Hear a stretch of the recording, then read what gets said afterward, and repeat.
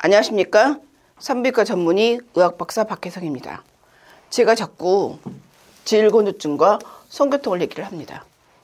제가 지금 4년 반 동안 이야기를 계속하는데 질곤두증과 성교통을 해결해야 되는 이유가 있기 때문입니다. 왜 그럴까요? 그 이유에 대해서 알아보겠습니다.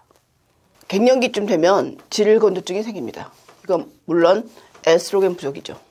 혹은 교감신경이 굉장히 활성화되어 있고 부교감신경이 다운되어 있으면 피곤하거나 스트레스 받을 때 질이 건조해집니다. 그러면 할 때 아프죠. 성교통이 생깁니다. 관계를 하는데 아픈데 누가 하고 싶겠어요? 자꾸 피하게 되죠. 그러면 섹스리스가 됩니다.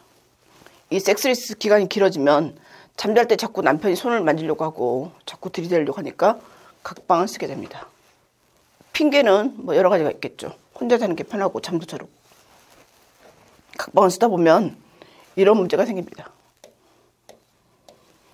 서서히. 그러다가 남녀 관계가 붕괴가 됩니다. 그러면 가정이 붕괴가 되고 저에게 오는 시점이 이때 오는 게 가장 좋습니다. 만약에 섹스리스 때 와도 그래도 괜찮습니다. 각방 때까지 와도 괜찮습니다. 하지만 이 시기에 오면 보통 이 시기에 저한테 오르시는 분들도 있고 변호사한테 가거나 점을 보러 가거나 정신과나 심리상담한테 가거나 신부센터에 가기도 하지만 이것저것 다 해보고도 해결이 안 되고 저한테 오는 경우도 있습니다. 이렇게 돼버리면 사후 약방문이 될 수도 있고 소 잃고 오는 경우가 있습니다. 소 잃고 외양간을 고치러 저한테 오거든요. 근데 외양간을 고쳐놓고 소가 다시 돌아오면 다행이겠지만 안 돌아올 수 있습니다.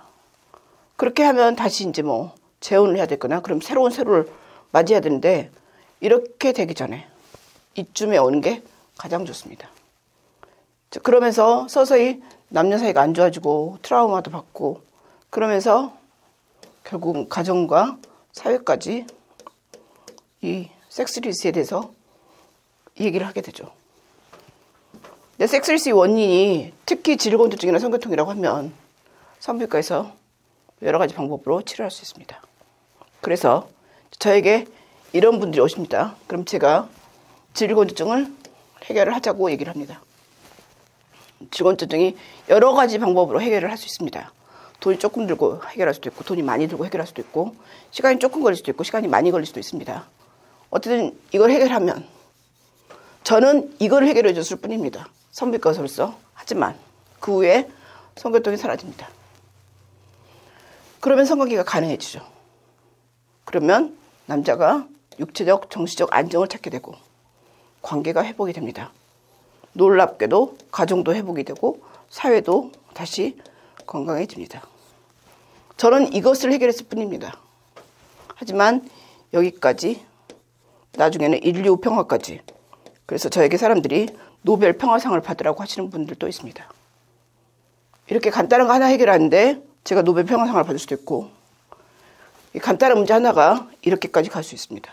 그래서 제가 질곤두증과 성교통이 아주 중요하다고 꼭 해결해야 된다고 얘기를 하는 것입니다. 그래서 저는 질곤두증이 엄청나게 중요하다고 생각합니다. 엄청나게 100개 더하게. 왜냐하면 여기서부터 갱년기에 부부 갈등이 시작되기 때문입니다. 그래서 반드시 성교통의 원인이 되거나 섹스리스의 원인이 되는 여성의 질곤두증을 해결해야 합니다. 반드시 해결해야 합니다. 갱년기 후에 질곤두증이나 성교통이 있는 여성이든 젊은 여성이든 질 관리는 언제나 옳습니다.